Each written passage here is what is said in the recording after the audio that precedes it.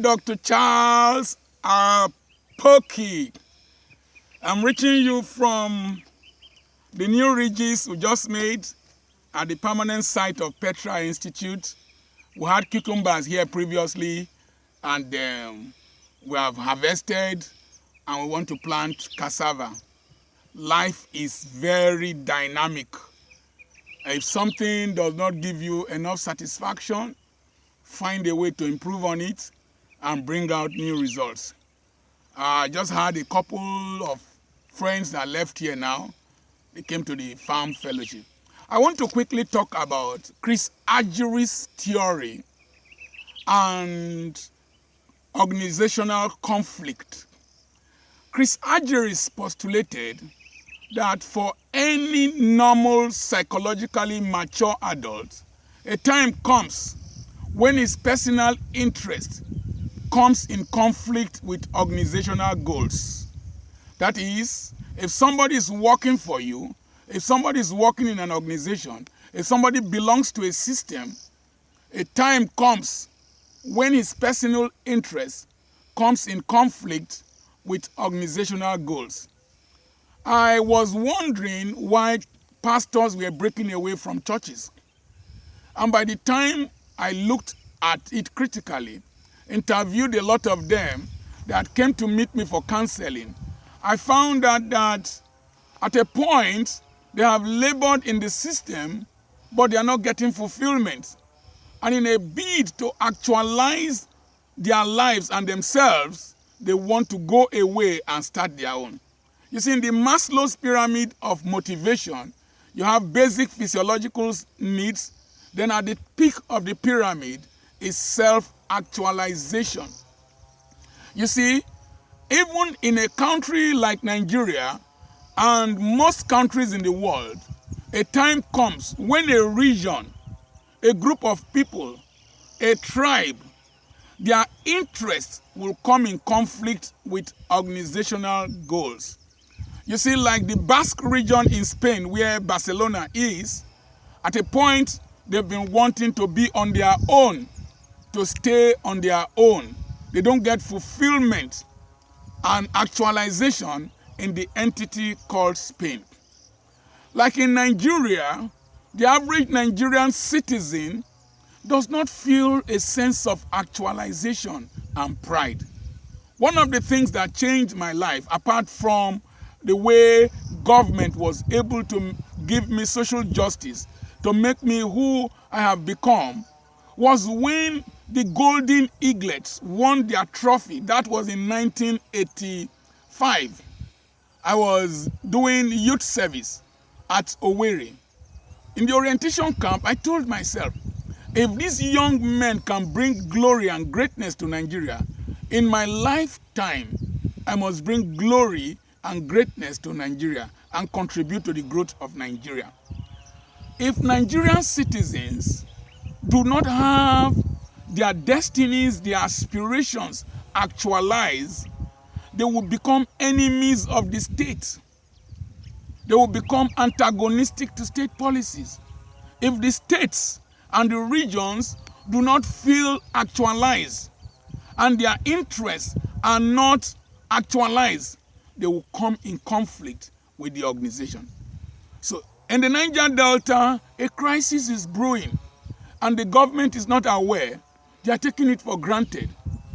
If a state, Zamfara State, can sell gold, which is a common resource that belongs to the whole nation, just as oil belongs to the whole nation, if they can sell gold of 5 billion to the central bank, you will soon hear that the youths of the Niger Delta are saying that they want to sell their own oil.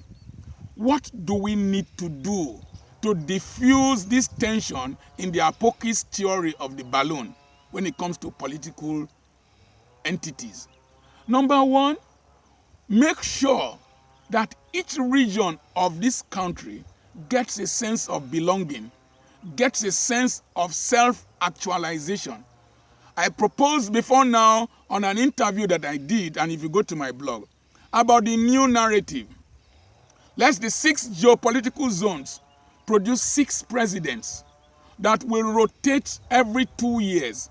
So in 12 years, the Igbos will have produced their own president, the Northwest will have produced their own president, the Middle Belt will have produced their own president, the Northeast will have produced their own president, Southwest, South-South, Southeast. Allocate portfolios to each of these: defense, internal affairs, external affairs, finance, works and housing, and one other ministry I always forget. So, in this way, you will see that each of the regions are actualizing their dreams. And within 12 years, the presidency will have rotated. I said, do not have national parties. Don't campaign to the south. Campaign in your southwest, campaign in your southeast, elect your president there, elect your governors there, have a unicameral legislative system that will be on part-time basis so that their salaries and their burden on the economy will be reduced.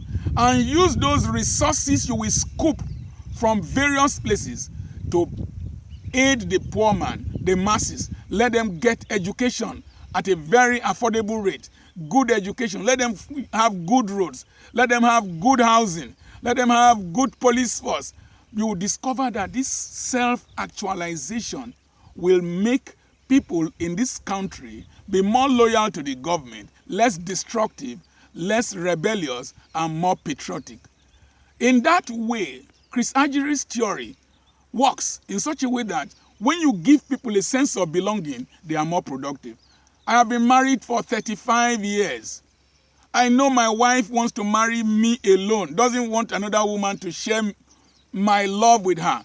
So for 35 years, I have never committed adultery, never.